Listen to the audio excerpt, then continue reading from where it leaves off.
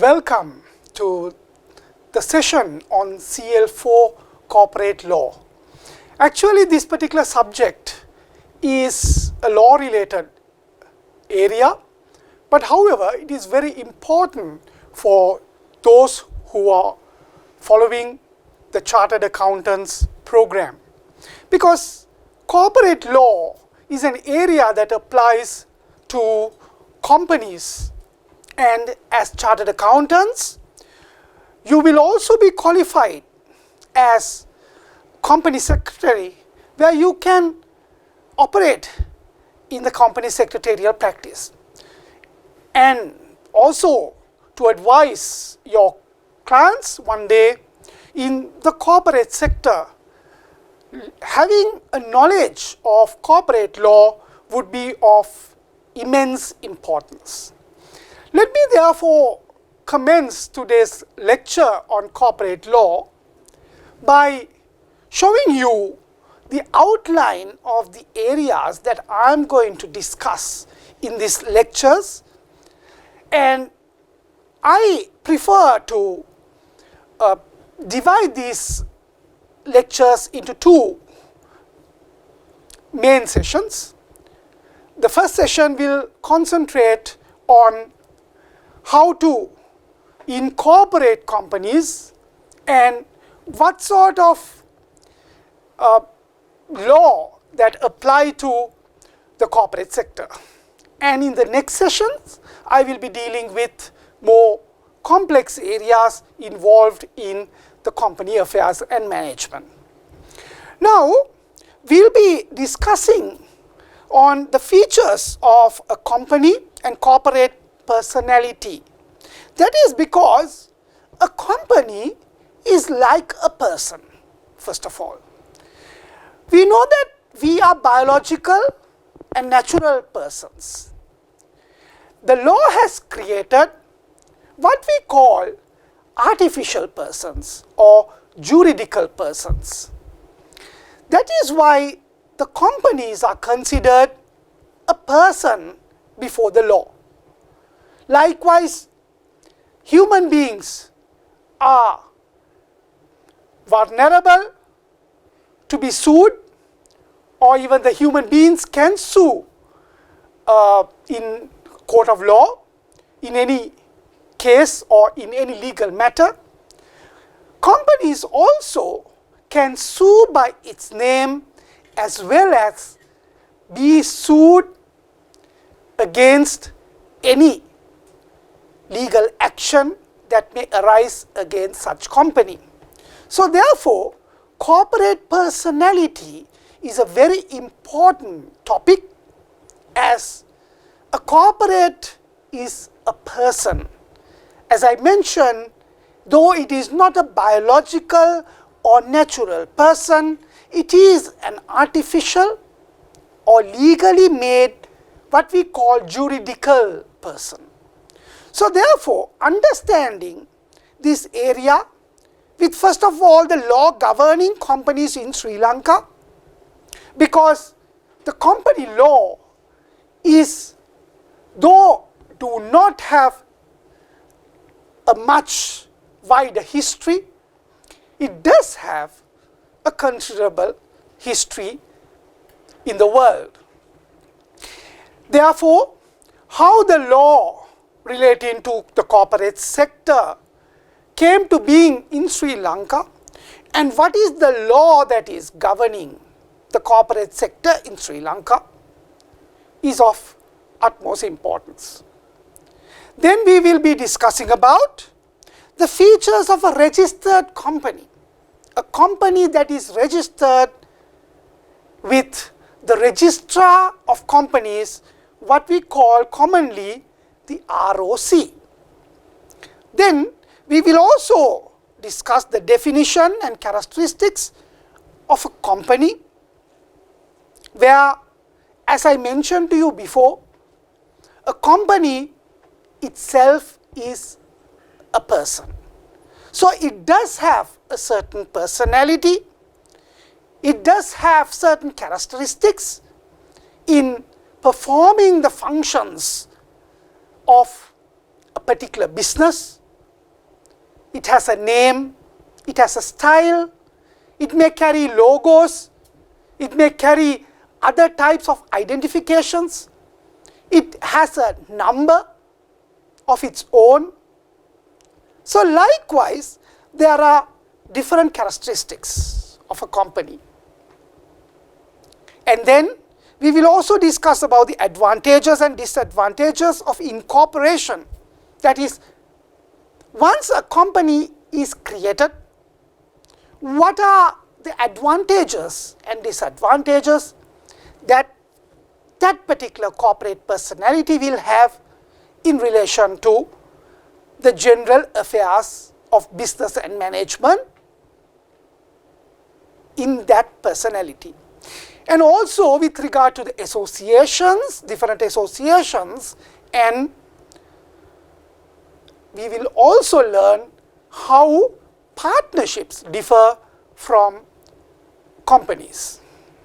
Then I will also be dealing with the incorporation of a company, where we would be discussing the types of companies, incorporation of a company, the promoters' articles of association, the company contracts, then about shares, types of shares and allotment, distribution, dividends and variations, rights of shareholders and debenture holders, and in this particular section we will end up with talking about directors, company secretaries and auditors, the role of directors and the role of secretaries and auditors. So with that, I would like to take you all through the different aspects of the corporate law, which is a bit different to what I have discussed and lectured for the students of the Chartered Accountants Institute in Sri Lanka previously, and I'll be adding new contents with the development or the various developments of the corporate law sector. Now let us look at the law governing the companies in Sri Lanka. Before we go to the main topic, I would like to show you how the history of company law evolved, or how the company law evolved in the entire world. The term company derives from the word corporation as it was used in the early time. Now of course, the word corporation is pretty much used in the state or the government sector in our country. We do have corporations that are state-owned, or what we call sometimes the state-owned enterprises, SOEs. But however, countries such as United Kingdom still uses the term corporation to mean even private companies.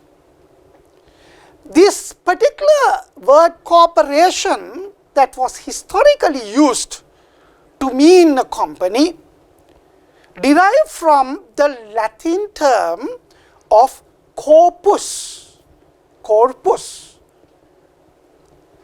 The corpus term consists of body of persons.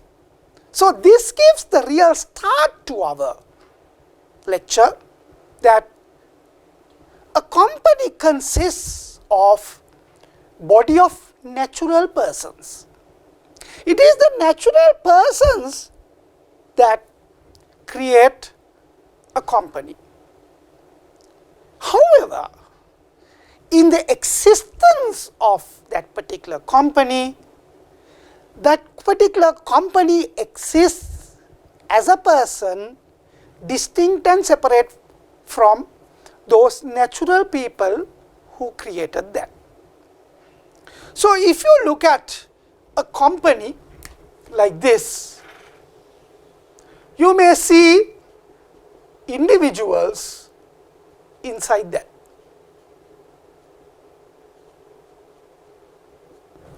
So a company is formed by persons or body of persons, but it remains as a distinctive person before the law.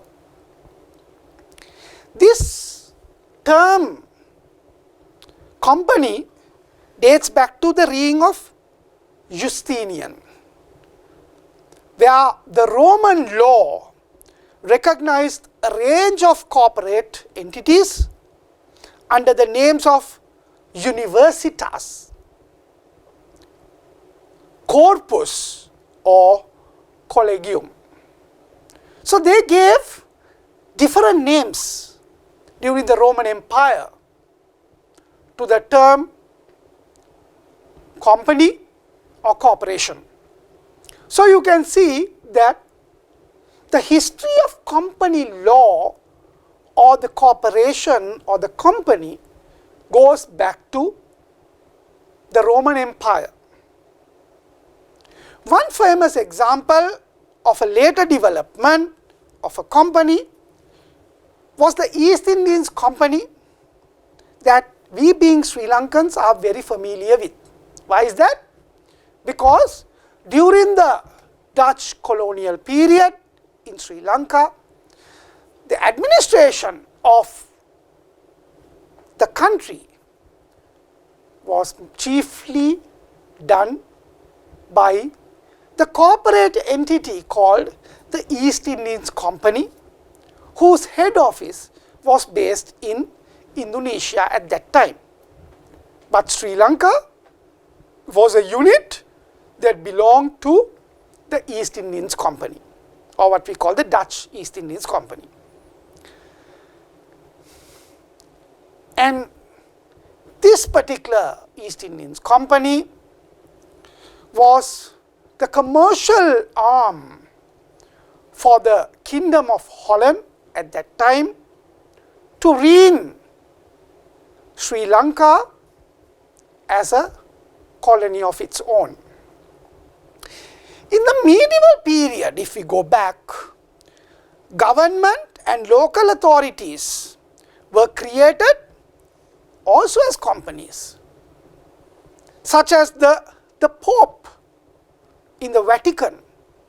The Pope was constituted as a kind of a ruler of the Catholic Church and as a office, as a company. That's why we say commonly that when the Pope dies, we say Pope is dead. Pope is dead.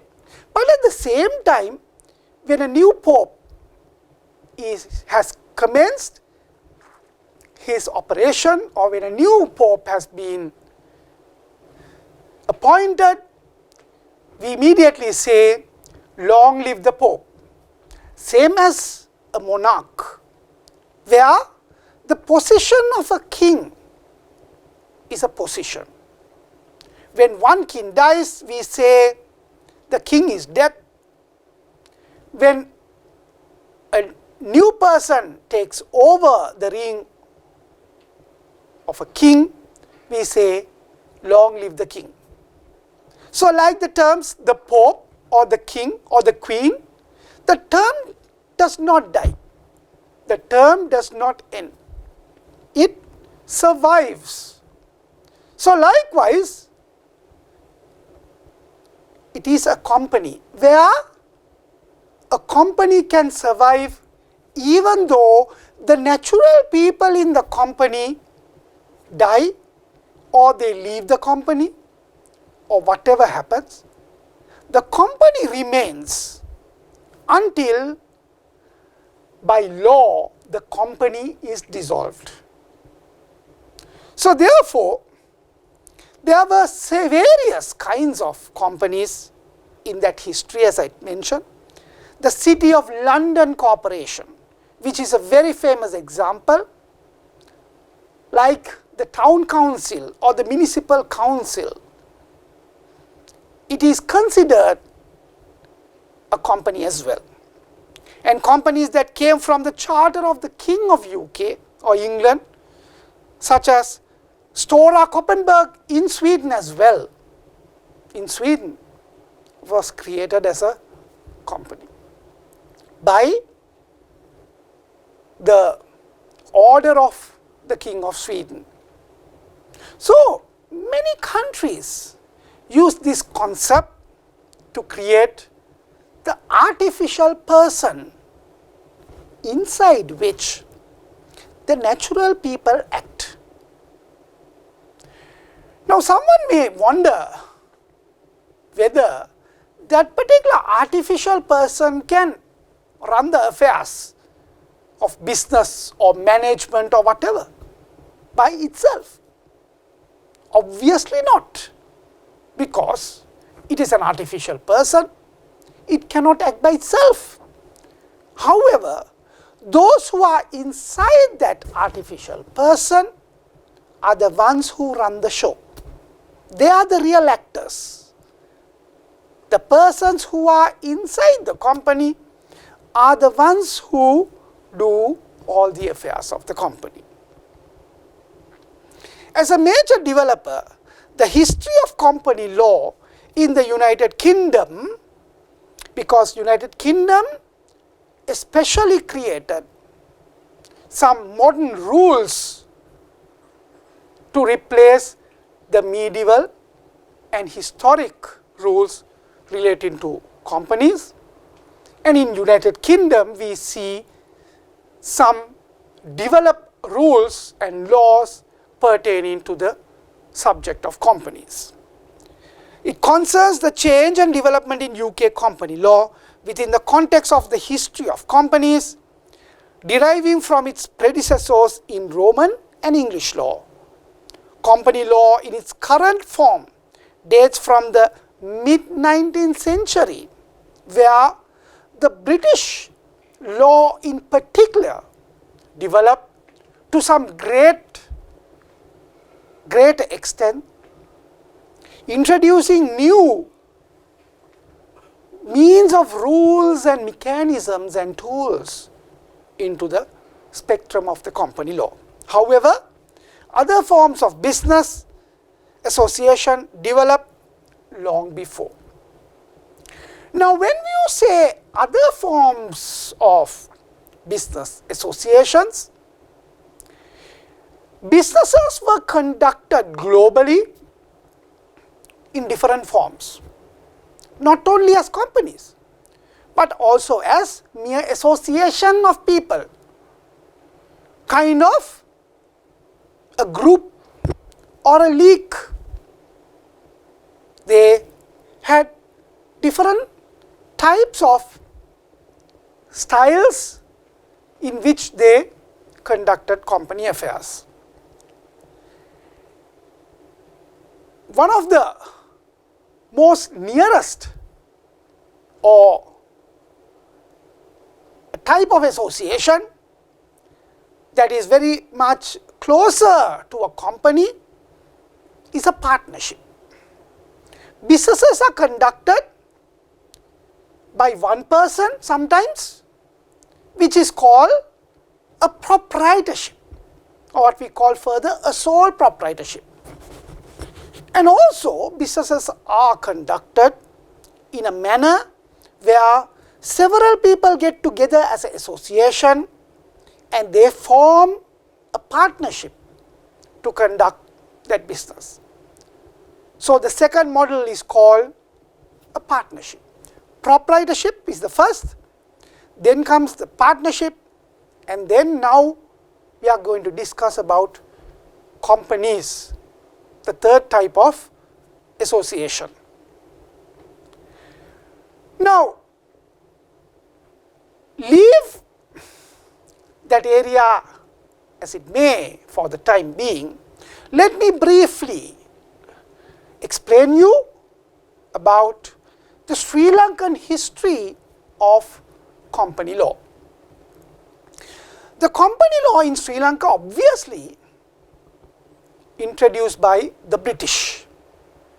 Even though the Dutch had the East Indian Company, which was a company itself, they did not introduce much developed legal rules pertaining to companies. But the British influence was so great to Sri Lanka that the British introduced several legislations prior to the independence of the country in 1948, and this happened from time to time along with the introductions of the company law in the United Kingdom. So whenever there is a new statute or a legislation enacted in UK, they tend to introduce that to the Sri Lankan legal system. So this is how the company law came to our own system. It introduced firstly around in 1837 what we call the Chartered Companies Act. That was the first legislation or the statute that was introduced by the British to Sri Lanka that gave Sri Lanka the possibility of commencing corporations or companies, where a company under this particular legislation is formed under a seal, what we call the company seal. So the company seal is considered the most important legal element that establishes the legal personality of that company. What we had been classically using as the company seal with a metal structure is still a requirement for any company that is created in this country to maintain in its office. For any legal document, a company is expected to place its metal seal, or what we call sometimes the embossed seal, to give the legal effect or the legal bearing to the contracts and documents that that particular company enters into. First law that was established in Sri Lanka for the companies or the corporations to exist on this land was the Joint Stock Companies Act 1844. Joint Stock Companies Act 1844. This was very similar to the Joint Stock Companies Act in UK at that particular time. And under this, that made that a company that is so created under this particular statute or the legislation can be either limited in liability or unlimited in liability. Basically, at the beginning, the liability was made unlimited, and later it shifted to areas where companies can be made of limited liability.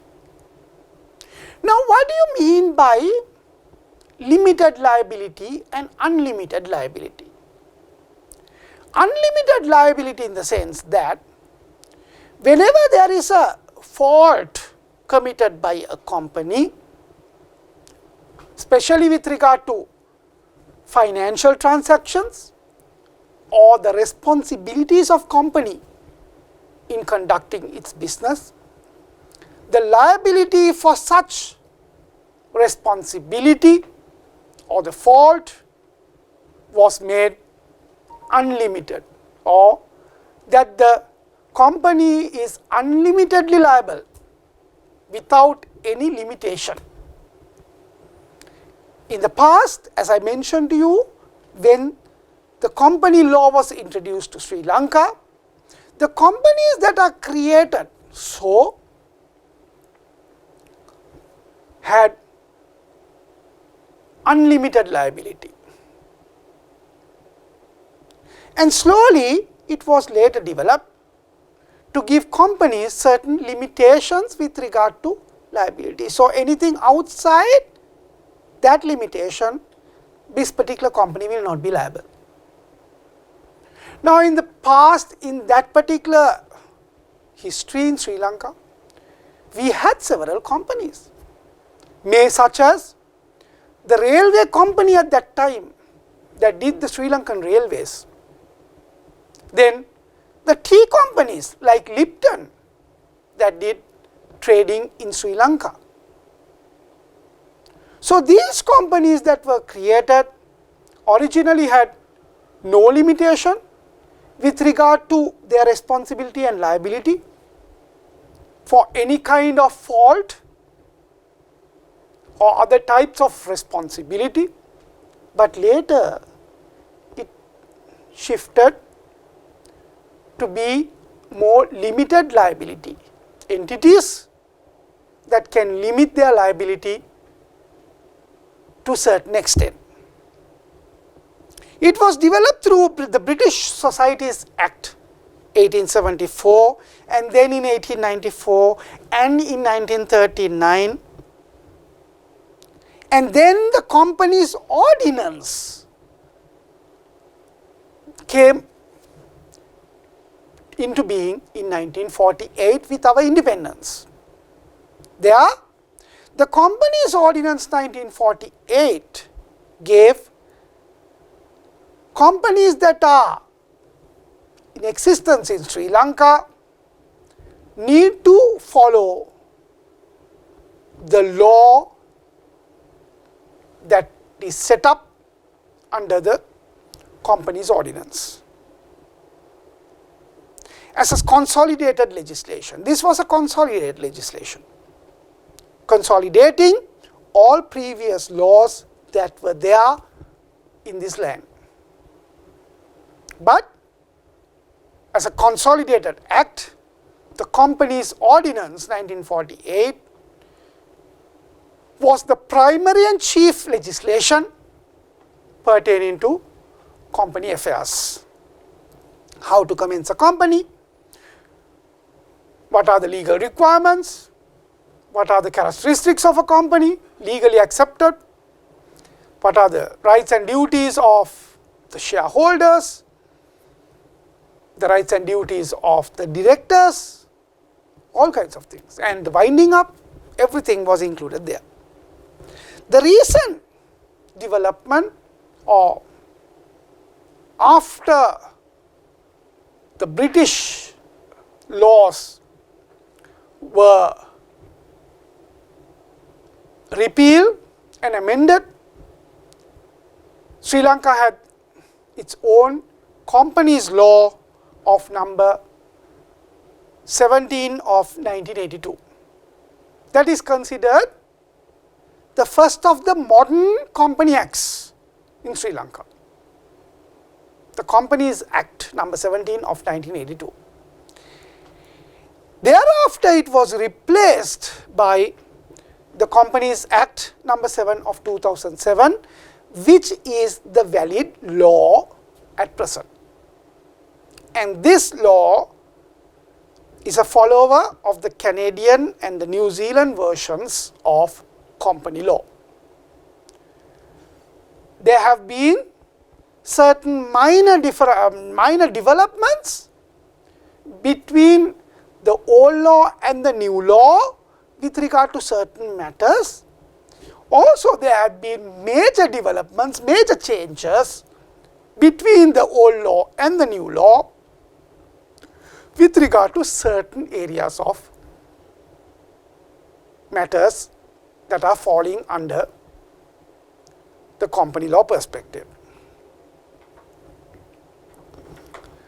Now let us look at the features of a registered company. I mentioned to you before that a company has to be registered.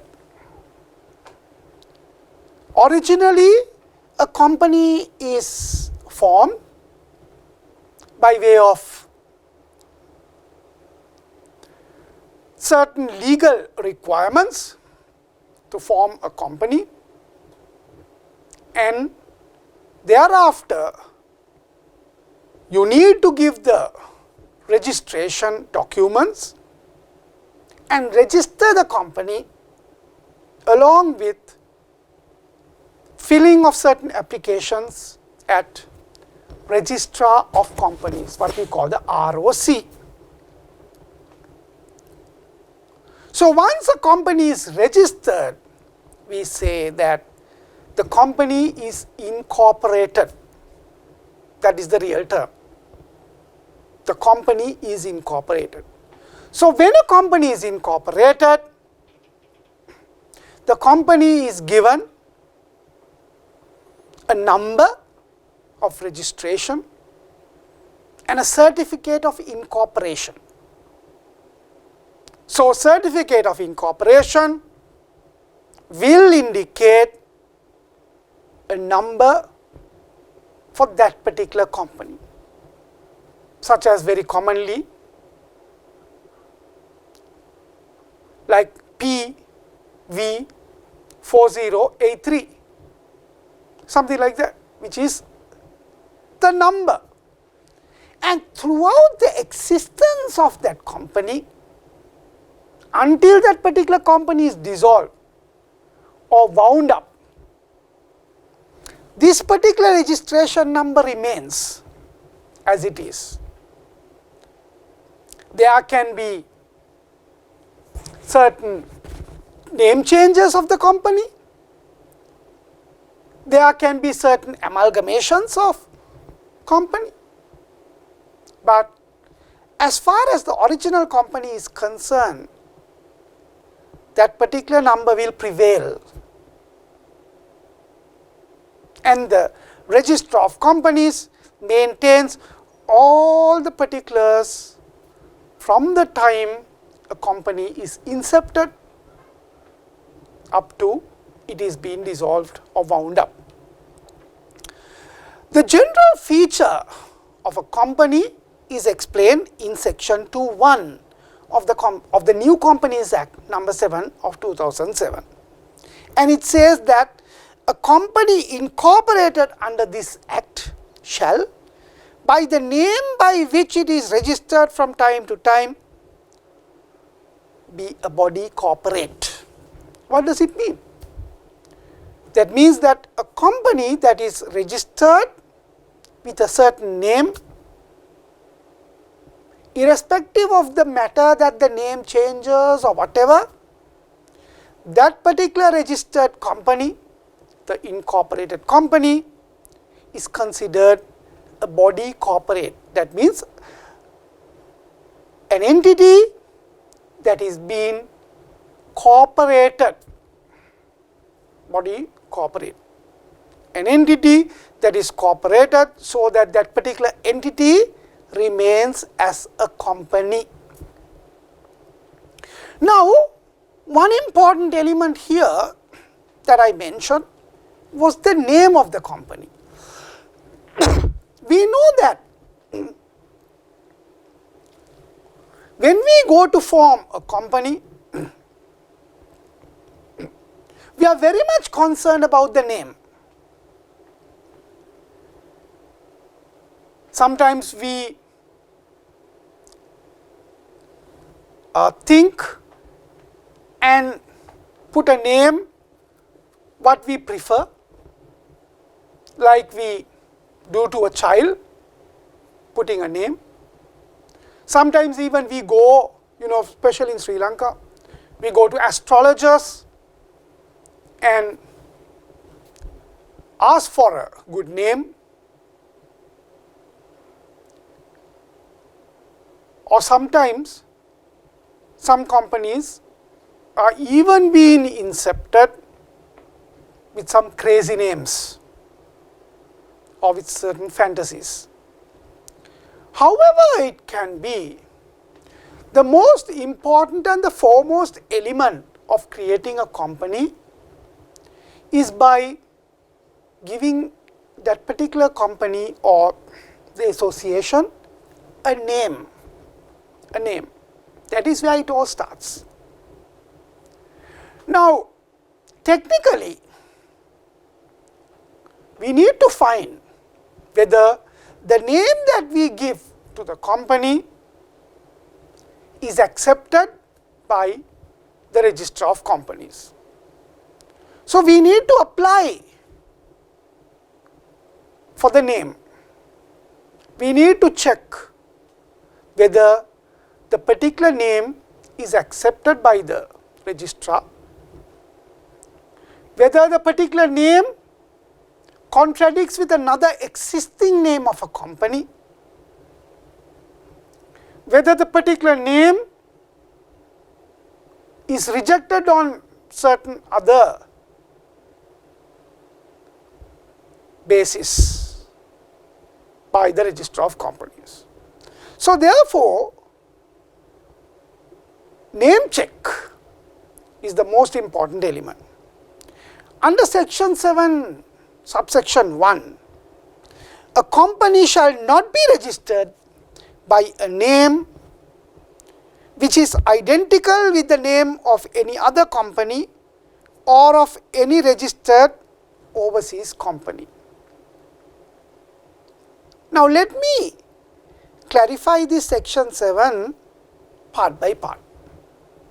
It says that a new company cannot have an identical name that is similar to a prevailing registered name of a company.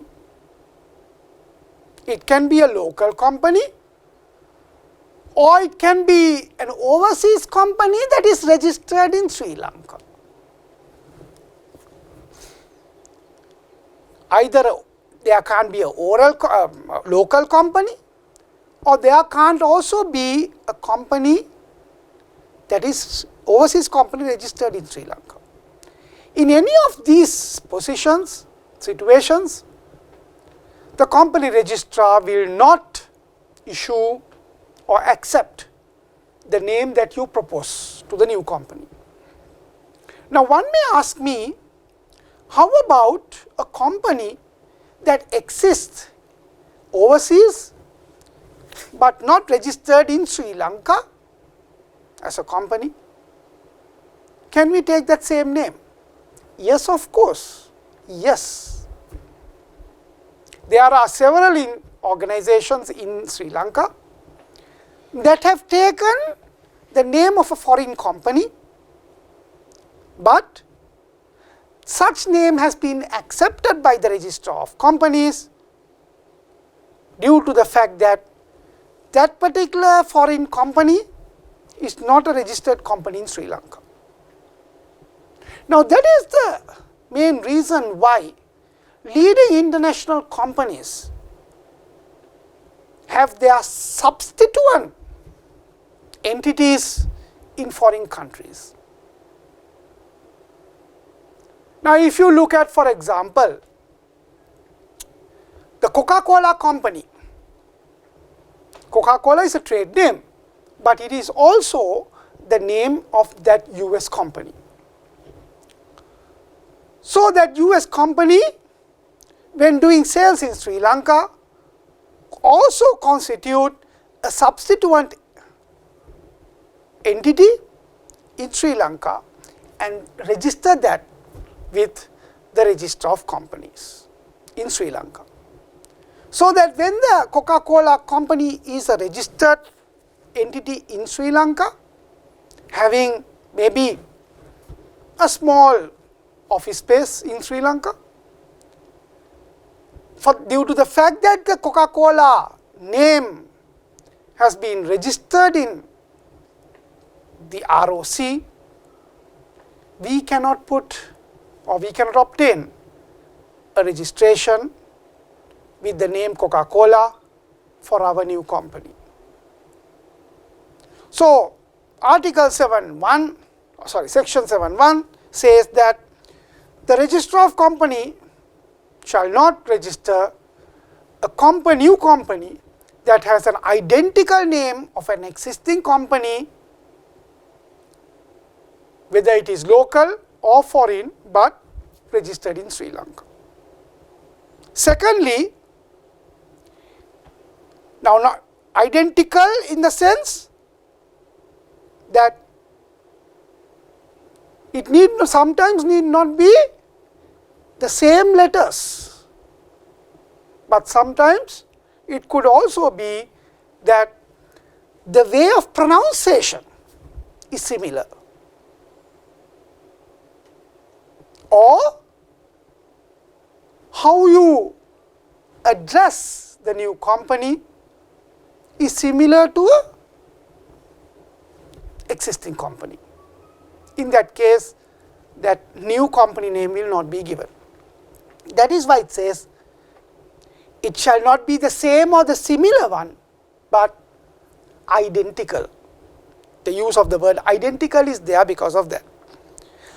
Then secondly, no company will be registered if it contains the words Chamber of Commerce, because Chamber of Commerce is a very special term used locally as well as internationally.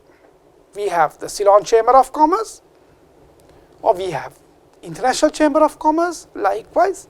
So the law has prohibited, our act has prohibited the use of Chamber of Commerce in the name of any company that is to be registered, unless the company is a company which is to be registered under a license granted under Section 34 without the addition of limited to its name.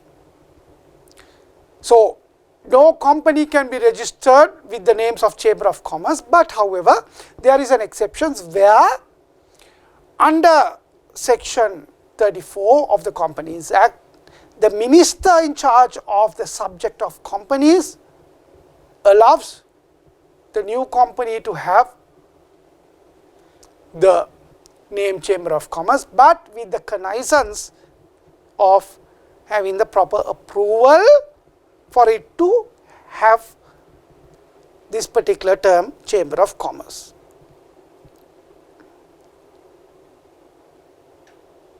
And also, if a new Chamber of Commerce comes in as a company with all those approvals as I mentioned to you, still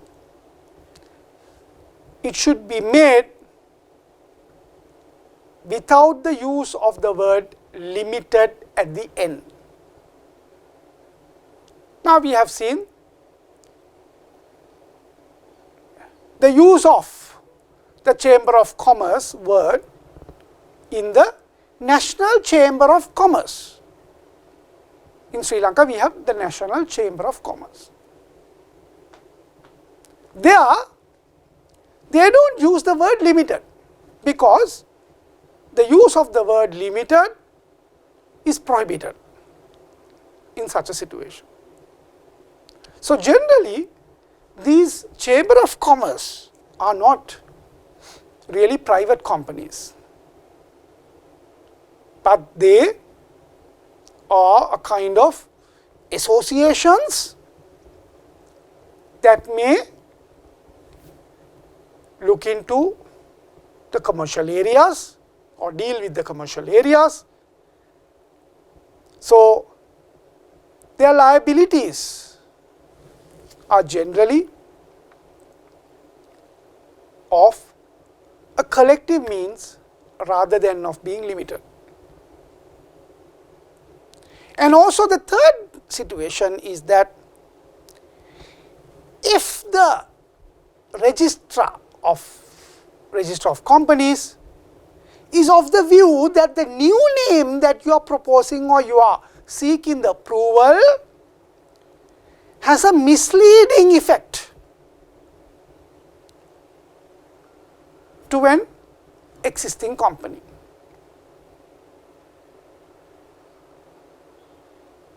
There can be situations sometimes where if you look at a company name like Abda, how do you pronounce it?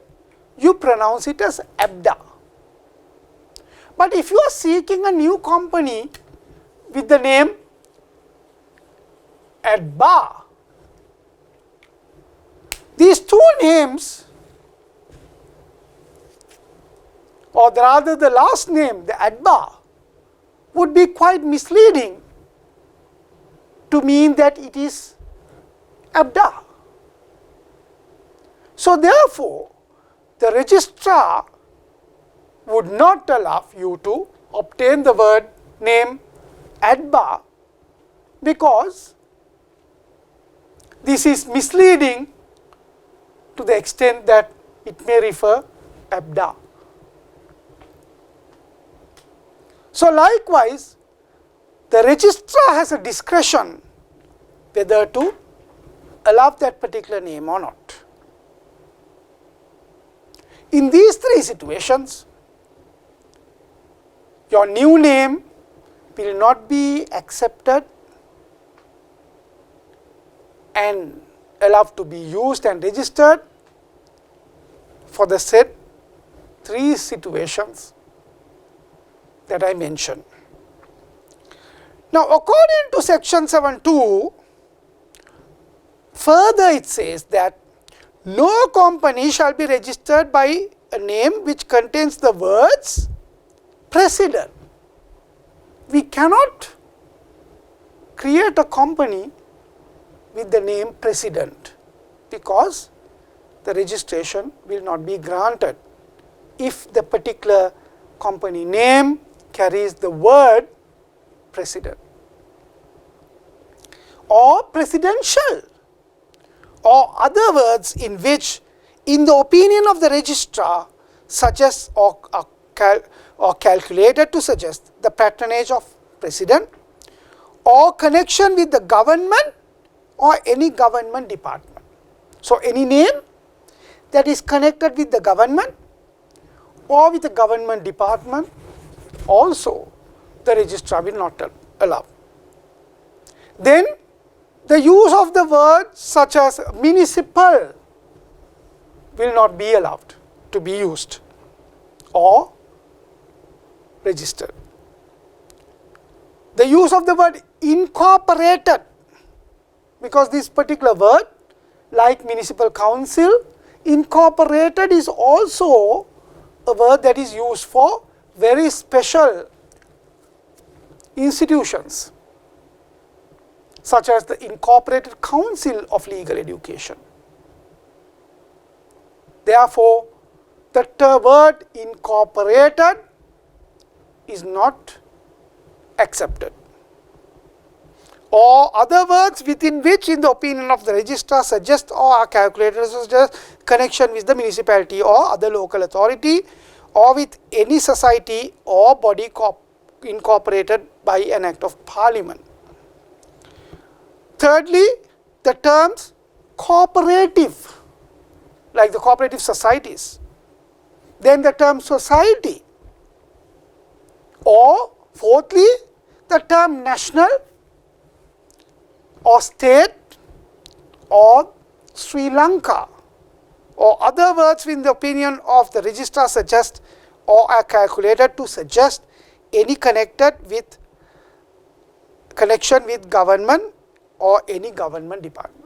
So, none of these words are accepted as name of a company or part of the name of the company. Now, if you look at that, you may see that is why some businesses use the word Ceylon, for example, and not Sri Lanka? Because the term Ceylon is not prohibited here.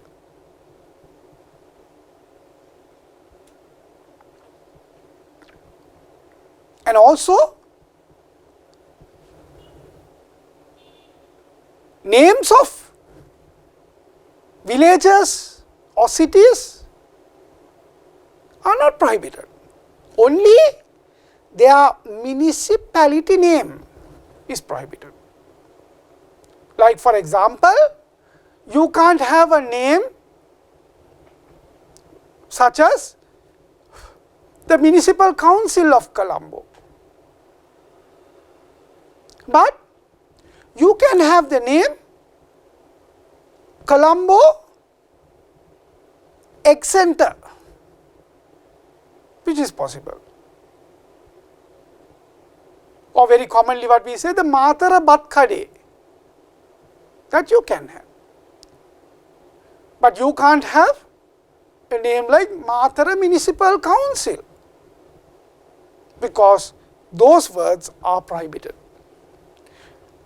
Now, if you look at the section that I clarified, however, use of the words the, company, and the company limited, and company limited, limited, unlimited, private limited, public limited company, type and case of letters, accent spaces between letters and punctuation marks, and N are not considered as prohibitive, because for any company that you name, you can use the word the, or you can say ABC Company, or ABC Company Limited, or ABC Company Private Limited, or ABC Company Unlimited, or ABC Public Limited Company such as PLC. You can use, and that whether it's uppercase or lowercase doesn't matter, and any accents, no problem, spaces between the letters and punctuation marks, no problem, and the word and, like Silva and Fernando Company Limited, where and, yes, you can, or the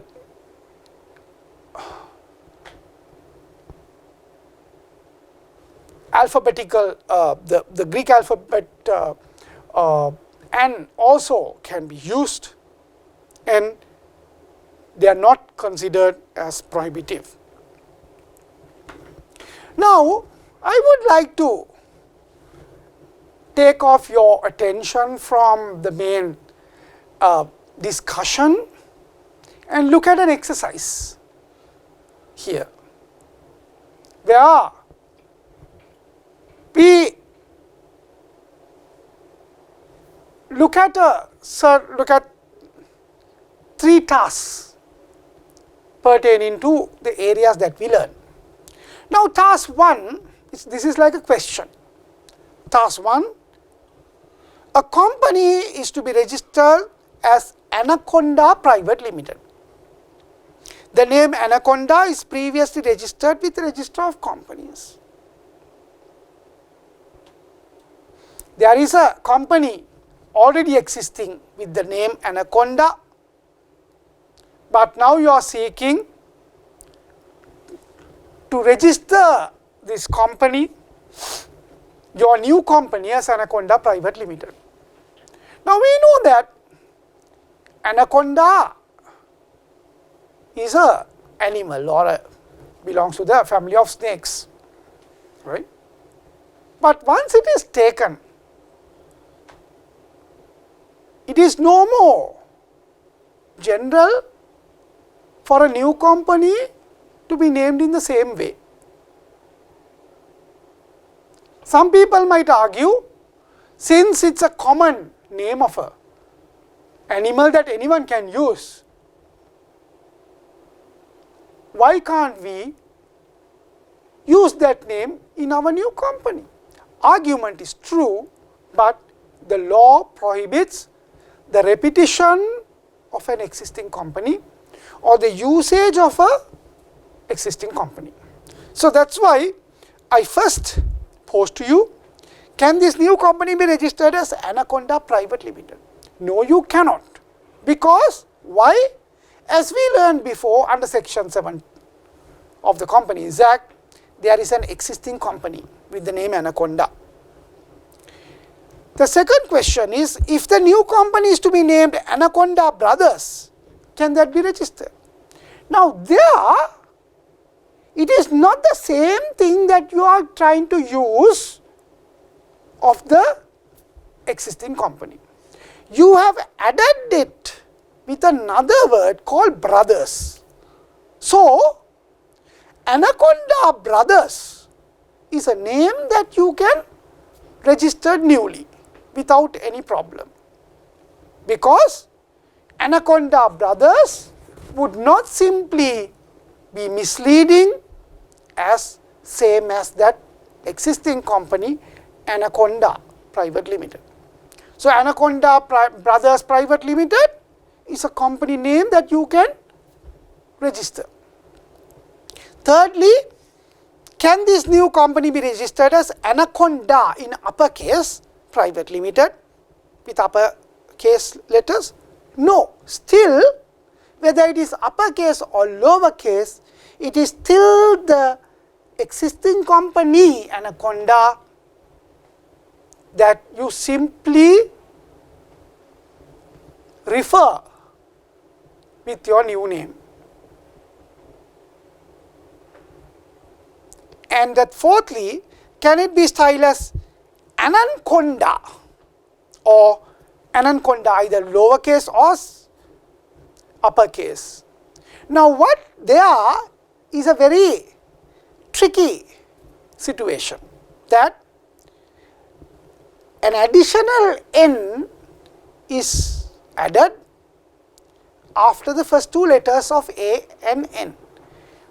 But what happens here is that the change can be very, very small, but the pronunciation differs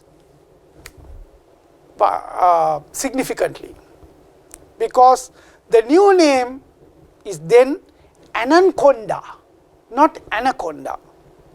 So, since the new name differs in its pronunciation and usage, whether it is used in uppercase or lowercase letters, you can simply use the name or register the new name Anaconda. Now the second task that I would like to discuss is, a company was incorporated by the name Pothala Private Limited. Pothala Private Limited. Its business is selling school items at Colombo.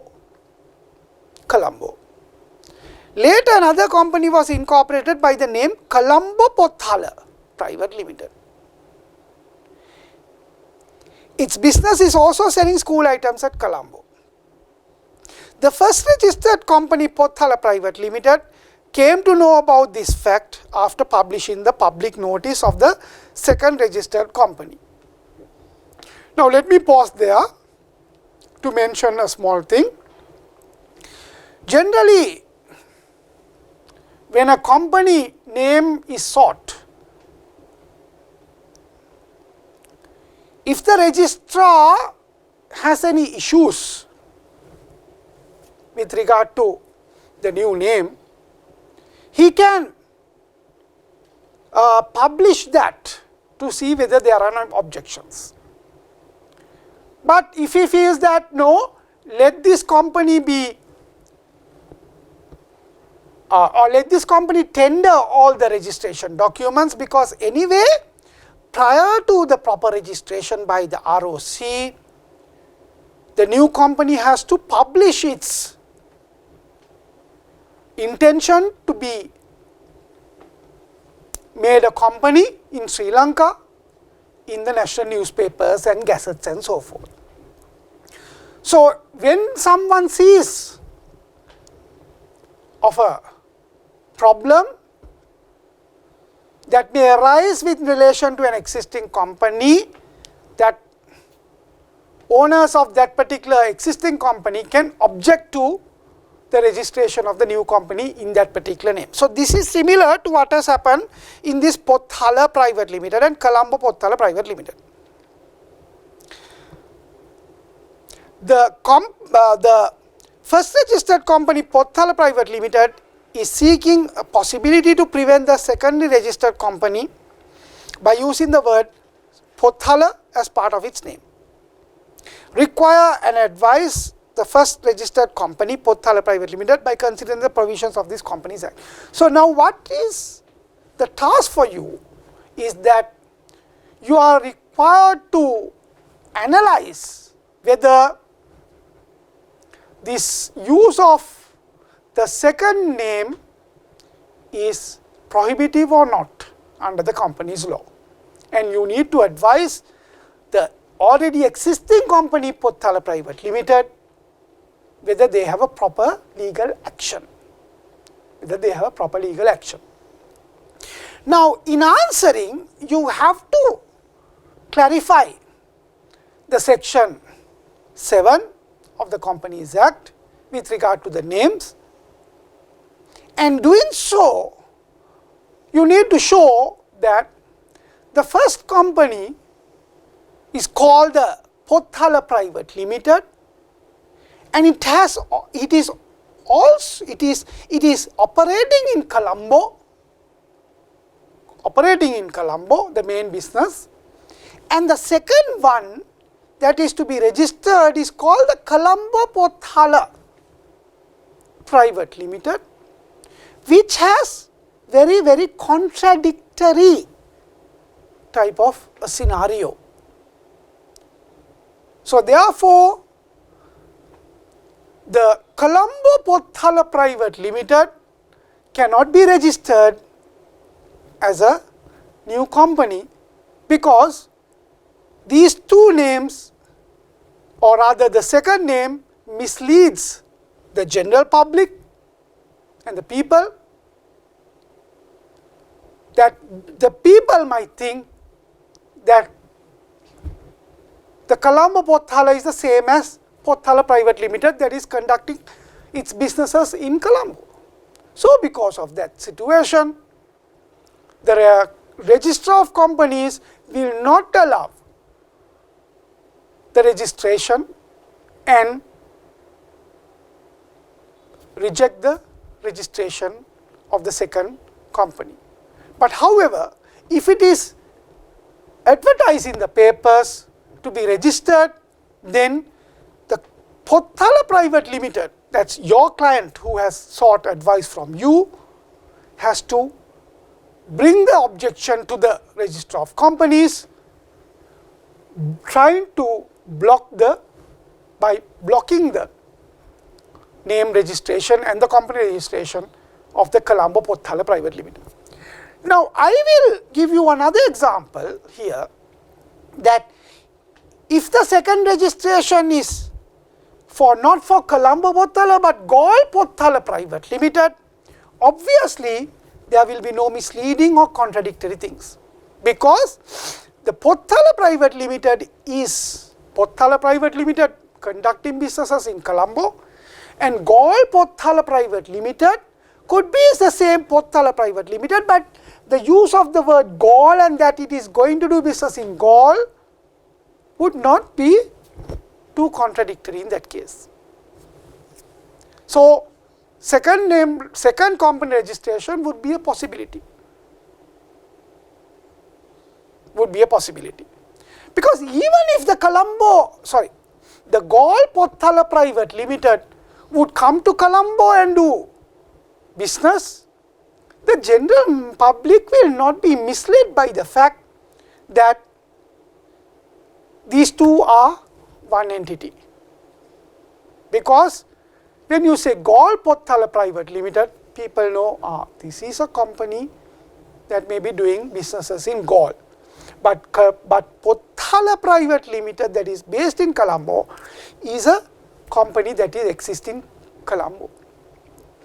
Now, in the task 3, Amal and Kamal are going to incorporate a limited liability company under the Companies Act. They have decided to name the company as Ran Muthu. Ran Muthu. Required. You are required as per the Companies Act, explain how the proposed company's name should be mentioned in full. Mentioned in full. Now, the word Ran Muthu is a general Sinhala term. Ran is gold, Muthu pearls, right? If you put it into English, it would mean golden pearls. In Sinhala, it's called Ran Muthu. Now, when you are answering this question, likewise earlier, you have to clarify the situation or the position under section 7 with regard to company name. And here you have to explain that unless there is a already registered company, whether irrespective of the fact uppercase or lowercase letters, or the Ran Muthu together or separate Ran Muthu, the second name will not be registered if there is an existing company with the same meaning or identical to the existing Ran Muthu. As far as there is no such identical name Ran Muthu, there is no problem in registering the name Ran Muthu as a new name. So, what you got to search one day, even if you are a company secretary, you got to search excuse me, with the register of companies whether there is an existing name Ran Muthu. If there is an existing name Ran Muthu, then you cannot register a new company with the name Ran Muthu. You got to either forget about that name and take a new name, or you have to slightly change in a way that it would not be, the new name would not be misleading us against the earlier name, existing name, or it is not that similar or identical to the existing name. So, these are the three tasks that I wanted to discuss with you in the exercise. As per section 2, subsection 2, a company shall have the capacity to carry on or undertake any business or activity, do any act or enter into any transaction within and outside Sri Lanka, and subject to the provisions of any written law of Sri Lanka or any other country, all rights, powers, privileges necessary to effect same. So, in its generality, a company, like I told you, being a legal person, juridical person, has the capacity to carry on or undertake any business activity, as far as such business or activity is mentioned in its article of association. Nowadays, most of the articles of association are very general, that a company so constituted can do any type of business. Sometimes it could be risky, sometimes it may not. It all depends on case by case basis, that what sort of business activities you are going to do in this particular company. I have seen some companies, they are very specific in their articles of association, or what we call the constitution of the company, that they specify these are the things that we will be doing as business or activity in the company. Some companies that I have seen in their articles of association are very general. They do not specify their business or activity, they simply say like they can do anything as long as they are a company. So generally a company, once it is incorporated and created, registered, it has the capacity to carry on all or any specific business or activity that it mentions.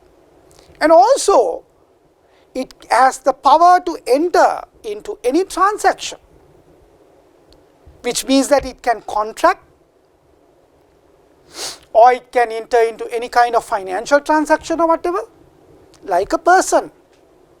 It has the capacity to enter into the transaction, either in Sri Lanka or abroad,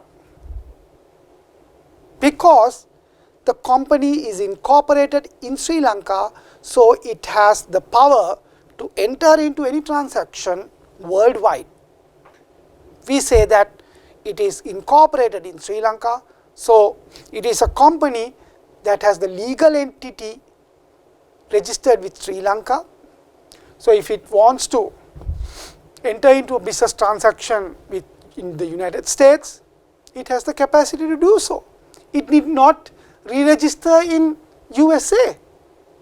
But the only thing is that it cannot operate in USA business activities if it is not registered in USA. But entering into a transaction is not an issue. Say for example, the Sri Lankan company is a manufacturer of clothes and apparels, and it is entering into a transaction of supplying the apparels to United States. The buyer in the United States, the seller is Sri Lanka. So they both can enter into contract, and this is a valid contract. Whether it is like one day, if the contract is not performed by either party, the Sri Lankan party or the US party, it can be sued in Sri Lanka or it can be sued in USA, because the recognition of this company is rooted into the system. So it is recognized. In Sri Lanka, we are a commonwealth country, common law country, we say. In commonwealth countries, it is the incorporation that matters. In civil law countries, they refer to the real seat, where the real seat is. If it's a German company, then say our real seat is Germany. But a Sri Lankan company will always say we are incorporated in Sri Lanka. So incorporation is a term that we are legally bound by. So being a company or being a legally recognized legal person or juridical person, a company has all that capacity, and it is under the law of the country in which it is incorporated, and also it can enter into transactions even abroad. It has all the rights that it enjoys as a company, and it has the powers as well as the duties that it is bound to execute, privileges necessary to do all of its business or activities that are mentioned in its constitution. Now with that, I would like to take your attention to the area of what is a company. What is a company? Now, I told you that a company is an entity created by natural people but operate as a legally recognized juridical person that is distinct and separate from the natural people.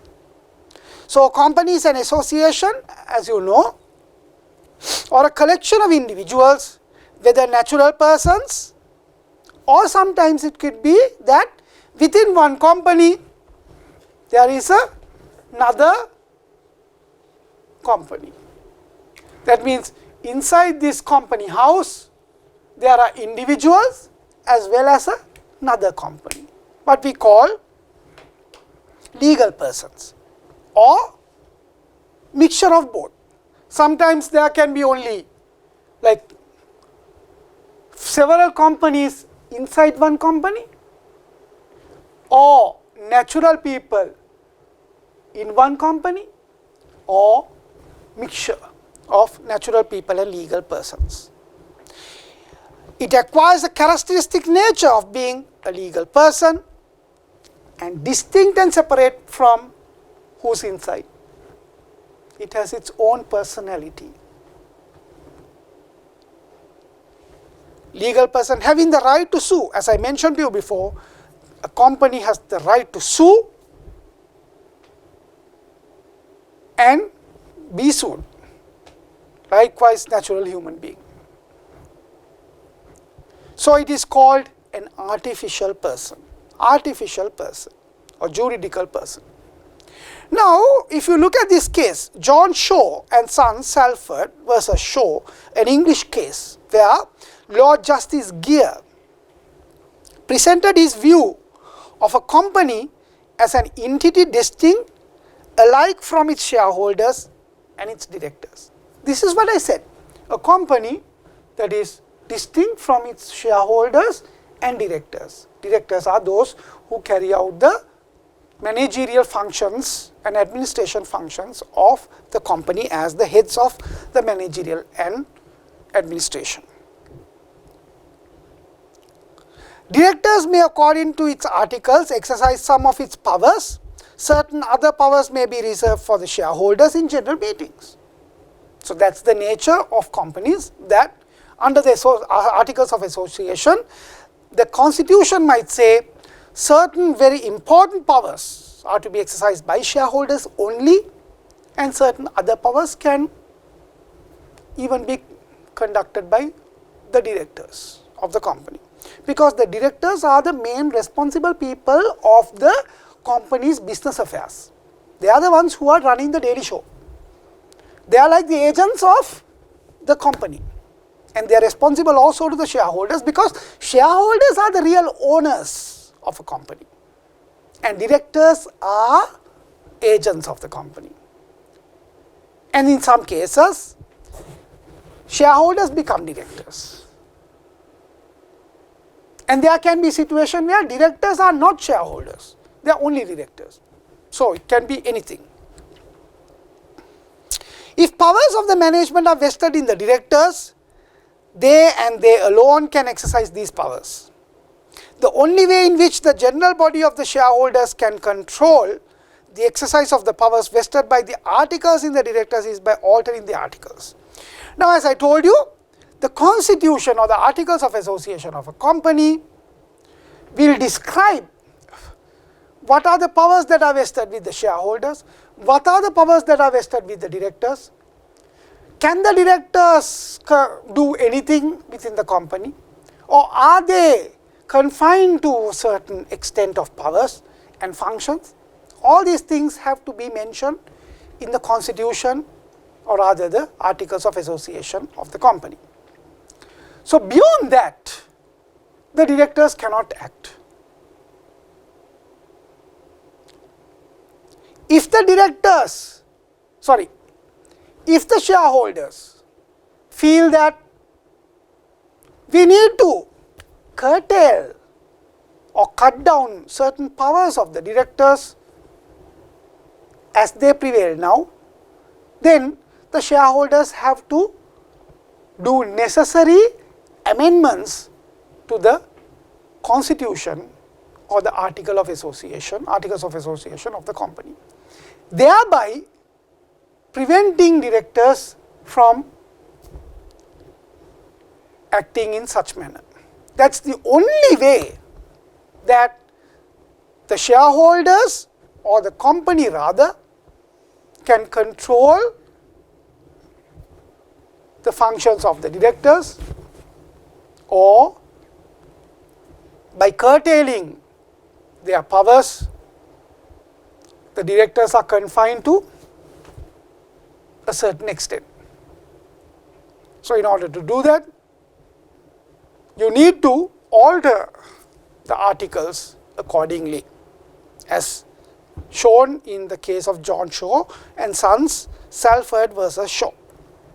The advantage of establishing a company as a separate legal person was mainly administrative, because it is for the convenience of the people, the shareholders, that they constitute a company, because they can then think that if the company goes bankrupt, for example, their personal money and assets will not be affected to pay off the debt or liabilities of the company. So, it is a very administrative matter that people create legal persons such as companies as a unified entity under which the rights and duties of all investors and managers could be channeled. The most important development in UK was the Limited Liability Act 1855, because previously in the United Kingdom there were no companies as recognized by the law. People were either doing business by sole proprietorship or partnership, but they felt sometimes very insecure to do their business activities due to various constraints, such as tax and other things, that they wanted to create companies so that they keep the company separately. And if the natural people go bankrupt, it will not affect the company. If the company go bankrupt, it will not affect the natural people. So therefore, for the convenience in UK in doing business for the people, they brought firstly the Limited Liability Act, which allowed investors to limit their liability in the event of business, as I told you, that when a company goes into bankruptcy, the personal property and assets of the shareholders will not be utilized to pay off the debts of the bankrupted company, the entity, which allowed investors to limit their liability in the event of business failure to the amount they invested in the company. So the liability of those who have invested in that company is only to the portion of investment, not extending more like to these people's private property or personal assets. Over the 20th century, companies in the UK became the dominant organizational form. So more and more mushroom type companies tend to erupt in UK. Organizational form of economic activity, which raised concerns about how accountable those who control companies were to those who invested in them. The first reforms following the Great Depression in the Companies Act 1948 ensured that directors could be removed by shareholders with a simple majority vote. Now in 1948, further development happened that in UK, even that was introduced to Sri Lanka. If the directors do something wrong, the shareholders have the power to remove such directors.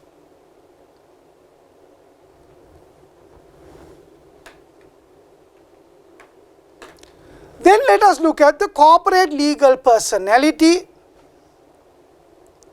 As I told you before, the corporate has its own legal personality. And the most famous case convincingly justify the position of a corporate legal personality is the Salomon versus Salomon and Company Limited. Now what happened in this case briefly, if I mention, rather than going through the entire case description I have mentioned. The person Solomon was a shoe manufacturer. He had some successful business in manufacturing leather shoes. He started his business as a sole proprietor, and his business grew that he made a lot of profit out of his business. So when his business grew, he thought of creating a company now to replace his sole proprietorship with the company called Solomon and Company Limited. Now in forming this company, Solomon also took his family members as shareholders of the company. And Solomon, he owned 20,001 shares of the company, and he gave 6 of his family members 1 share each. So altogether there were 20,007 shares in that company, Solomon and Company Limited.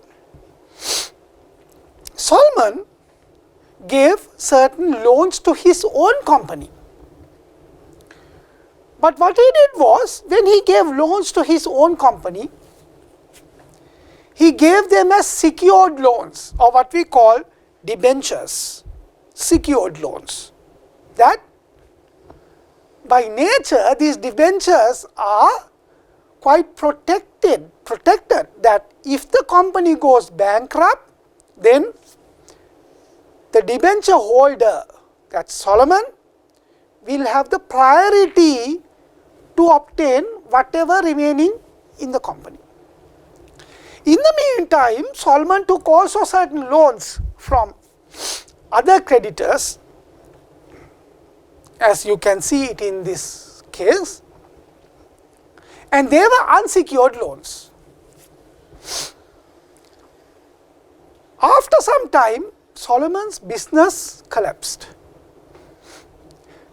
He didn't do good in business, even though his business was really a success. Later on the business collapsed. Then it went into bankruptcy. What went into bankruptcy? The Solomon and Company Limited went into bankruptcy. Then there was a time that the assets of the company Solomon and Company Limited were not sufficient to pay off the debts owed by the company to the various creditors, Solomon as secured creditor as well as the other unsecured creditors. When the case came to court, it was found that the only remaining assets, or the value of the assets, remaining assets of the company, valued at 7,773.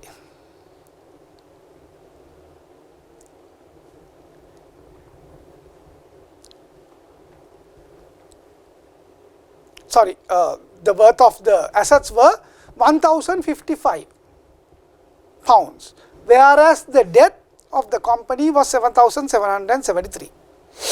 Solomon said, out of that 1,055, he has to be settled first for the loan that he gave 10,000 pounds to the company as a secured loan or as a debenture. So we know that out of 1,055 pounds, you can't pay the entire 10,000. So you might as well give the entire thing to Solomon and finish off the company, close down. The unsecured creditor said, no, Solomon is the owner of the company. It is his own company. So therefore, Solomon should not be paid, whether it is secured loan or not, because he is not entitled to obtain whatever remaining assets, because he himself is the owner of the company and he shouldn't be paid at bankruptcy.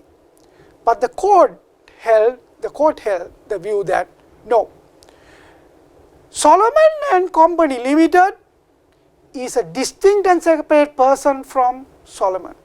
It may be that it's his name, he is the main man, it is his business, but still Solomon and Company Limited, being a registered incorporated entity, has a different personality recognized by the law, what we call the legal personality, and therefore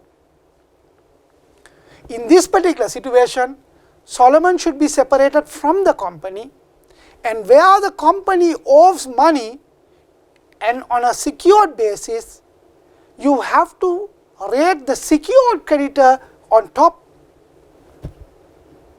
over the other unsecured creditors next in line, and to settle whatever that was there, first to settle Solomon's £10,000. So this is a landmark case that the court in England recognized that a company is a separate legal personality having its own distinctive legal personality to be represented as a distinct person, separate person from that of shareholders or directors, and therefore the company is a legally recognized separate entity than that of the people inside that company. This became the heart of company law in UK, and it is recognized well all over that company is a distinct legal personality. In the case of Berlin versus Earl, the courts do not, the courts mention, or the court held that the courts do not interfere with the internal management of companies acting within their powers and had no jurisdiction to do so. Even though a company is created by the law, the courts don't interfere in the company affairs. The courts don't ask the companies to report to the court and show all the particulars, details of the company and so forth. The court let the directors and shareholders to run the corporate entity. Only if there is an issue in wrongfully conducting affairs of that company, then the court comes to secure, to protect the corporate personality. Because the corporate personality, as I told you before, cannot do anything by itself, cannot even protect itself by itself. So, there the court will protect the corporate personality. Other than that, the court will never interfere or intervene in the internal management of a company. This is a very important rule that we will learn later on, the internal management rule of a company. Then the next important thing is distinguishing companies with partnerships. Partnership. As I told you before, company is a different entity than partnership. Partnerships is an association that is conducted by also natural people, but they belong personally to those natural people. The partnership does not have a different, distinct and separate personality like a company. So therefore, whatever the rights, liabilities that are stemming up in a partnership becomes personal on the partners.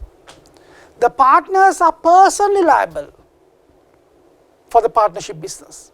Whereas in a company, as you know now, the company shareholders do not hold that responsibility personally. It is the company that will hold the responsibility.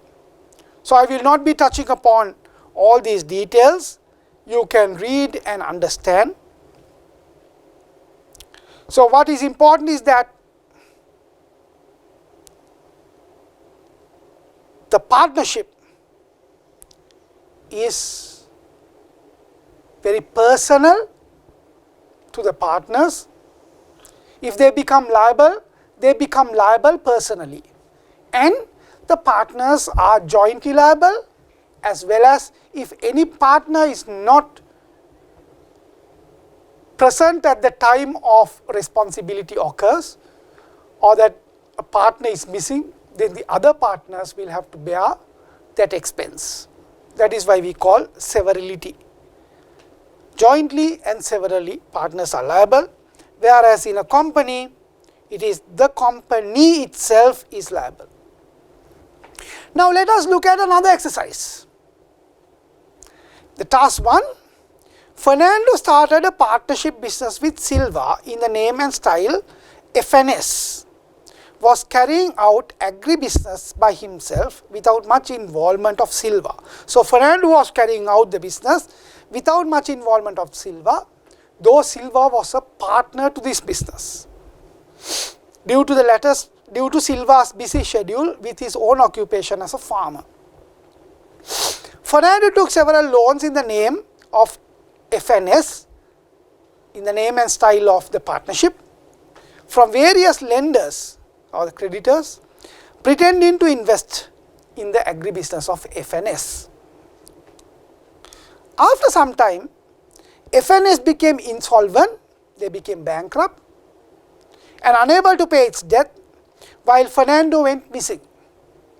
Now Silva remained, and all the creditors came to catch Silva because Fernando was missing. Silva couldn't find Fernando. Silva really did not have any wrong hand in the business, but he was basically a partner in this business. So when the business collapsed, the liability that the business has towards the creditors now fall on the head of Silva in the absence of Fernando. So Silva will have to bear that entire loss and liability and settle off the creditors, and he can't say, okay, I will pay half and let Fernando pay half, because now Fernando is missing, no one can catch Fernando, so Silva will have to bear 100% of the loss and pay off the creditors. Task 2, EW Megaline Private Limited is a company engaged in providing telecommunication solutions to a huge number of customers worldwide. It purchased different varieties of equipment from number of producers to sell to its customers with value-added services. Earl Winston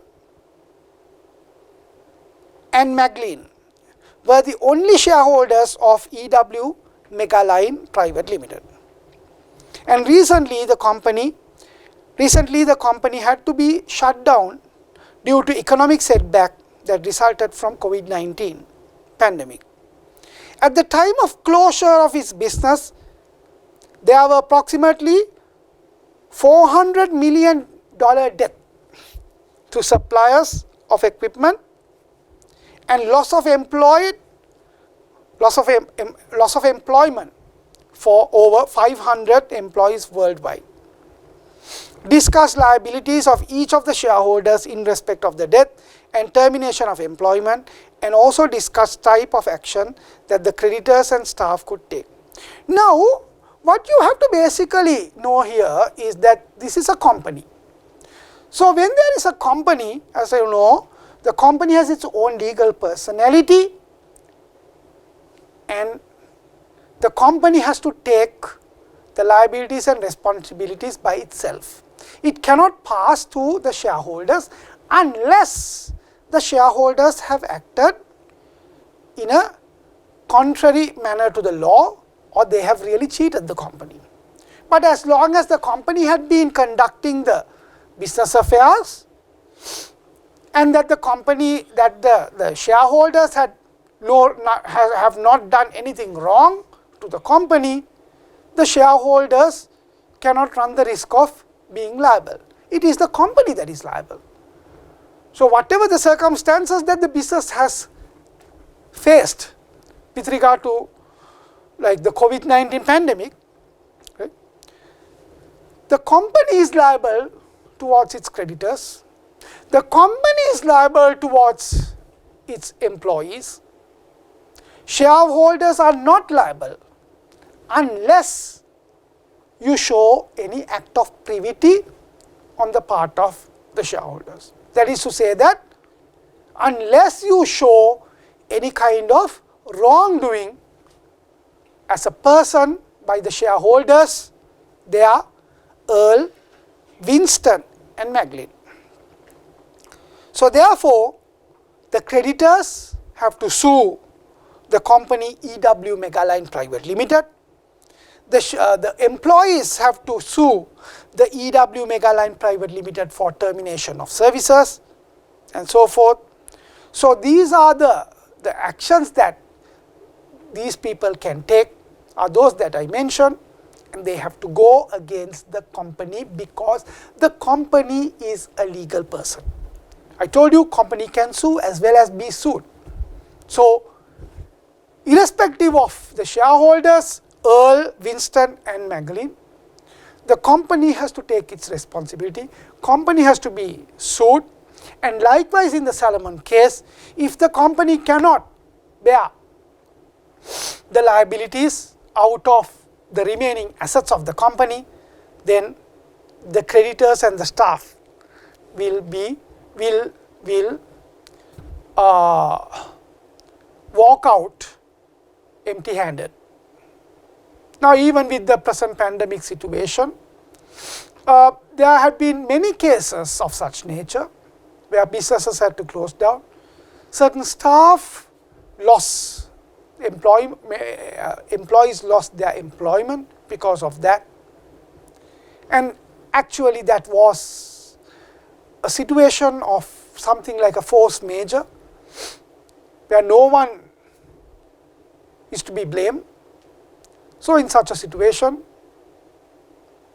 those who have or those who owe money from those companies, either as creditors or employees, they may walk empty-handed after such situations.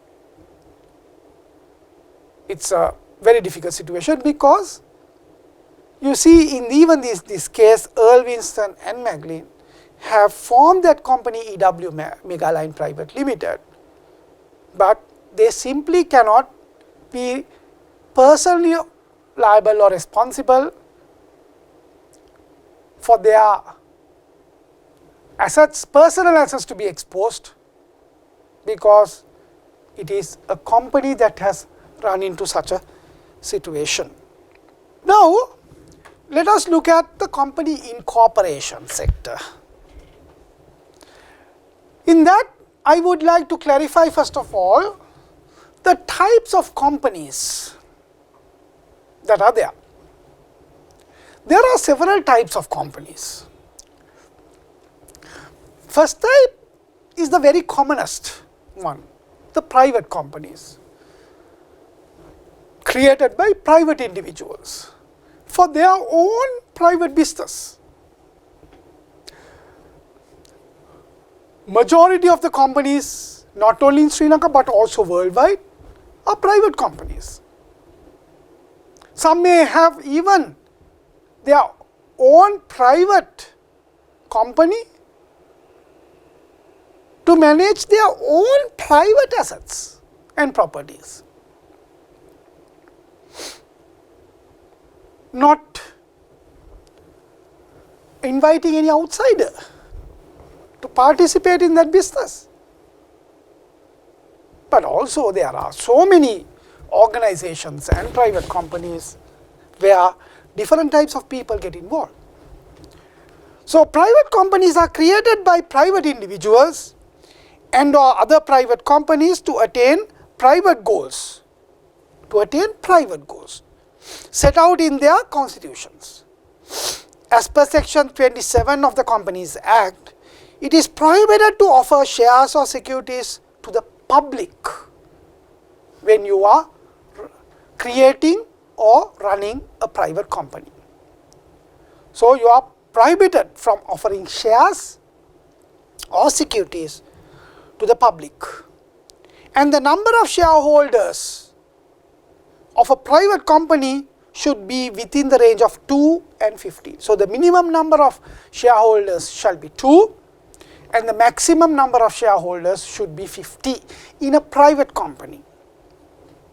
And out of these shareholders, like I showed you here, it can be either individuals or corporates or mixture of individuals and corporates. But however, when you look at when you talk about the number 50, the maximum shareholders that you can have does not include employees, existing employees or ex-employees of the company if you have already allocated shares to employees. Because some companies, they allocate shares to their workers. Like for example, if you take Sri Lankan Airlines, Sri Lankan Airlines has allocated a certain percentage of its shareholding to their existing workforce as well as to their ex-workforce. So when you have allocated certain shareholders, certain shares to the employees, existing or ex-employees, that particular number does not counted for the number of shareholders who are existing in the company between 2 and 50. Now simply to say that if a company has 30 shareholders and they have also given shares to 80 employees, that company can exist as a private company. There is no problem. Because what is important is that the 30 shareholders who are not employees or ex-employees fall within the 2 and 50 range. Second category of companies are called public companies. Now, by the nature of the usage, the word public companies are mainly of some public purpose that either belong to the state or the government, or where a certain private company has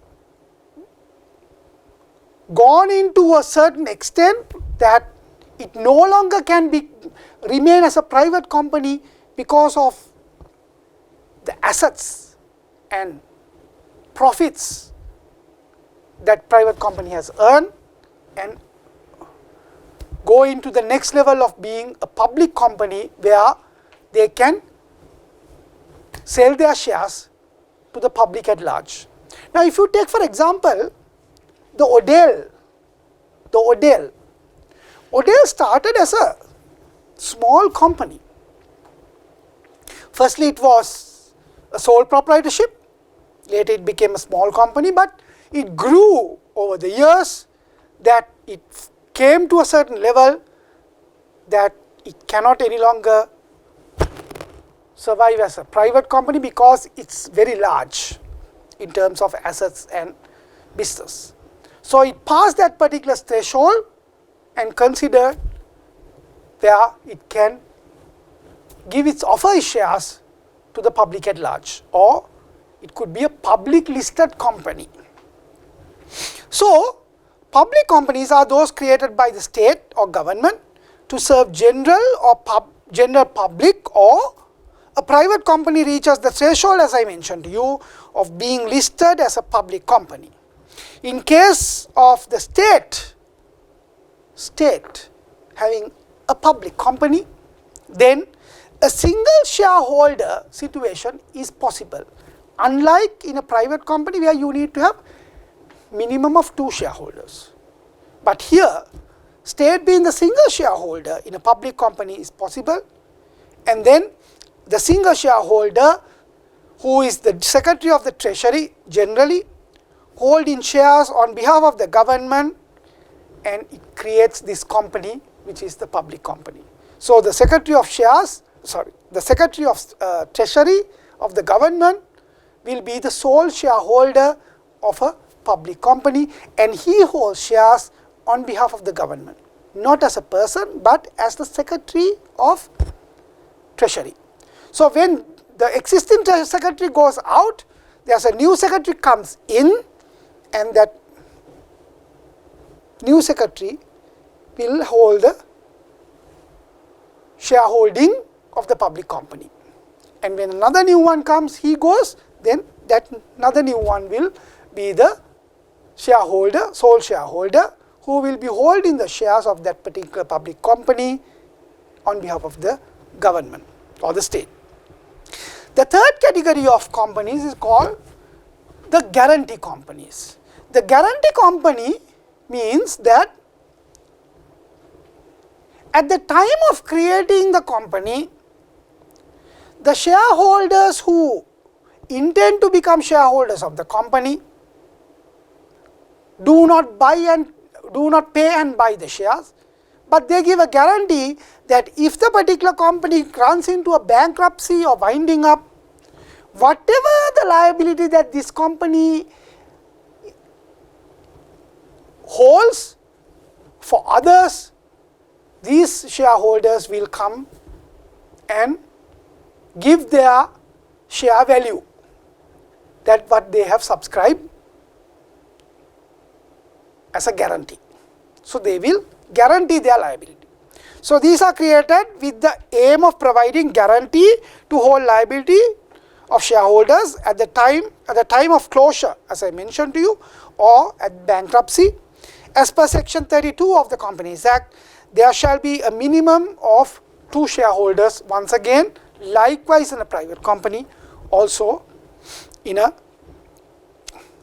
guarantee company.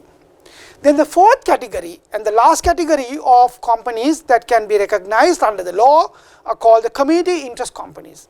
Now, what are community interest companies are not really mentioned as community interest companies in Sri Lankan law, but it exists likewise in the English law, UK law. But however, these are the companies that are created as non-governmental organization or NGOs. Firstly, they start as an association, and then or a charity based organization. Later, when they go into kind of business activity, for example, like Sarvodaya, for example. Sarvodaya came into being as a non-profit charity based organization. But after some time, they went on to kind of agricultural cultivation type of business. So, whatever the profit they earn from agricultural activities, they used to put that money to their charity based purposes. So, likewise then, in order to conduct business, they want to create a kind of a company, but they do not want to create a profit making company, but income making company. So, what they do is then create community interest companies. So, created as a non-governmental organization or charity based organization, and later transforms into a company status. Sometimes you may have seen in papers that there are advertisements or notices that a certain charity based organization intends to obtain a license to function as a company in Sri Lanka under the Register of Companies, ROC. And then they publish in the newspapers seeking their acceptance as a company, there is a special license. It is not like an ordinary commercial business license to operate as a company, but a different license that they have to publish, and then if there are no objections by the general public or whoever, then they will be given a license to conduct in such a manner the businesses as a company. So these are called community interest companies, which, as I told you before, not used in that particular name and style, but these are companies by special section of the Companies Act that are created specially for these types of associations that transformed into business entities. So with that, I end today's lecture, but I'll be continuing in my next lecture on the next areas. So until next time, let me thank you all for listening to my lecture. I do hope that you have gathered a good knowledge of the areas that I have covered. We'll be covering more new areas, and with more exercises, it will help you all to gain knowledge, not only gain knowledge, but also to face your exam, and you will feel very comfortable to answer the questions that you are getting. I'll be covering all your mock type of examination questions as all within this lecture series. So do follow my lectures and attend the class regularly. Thank you very much for listening to this webinar.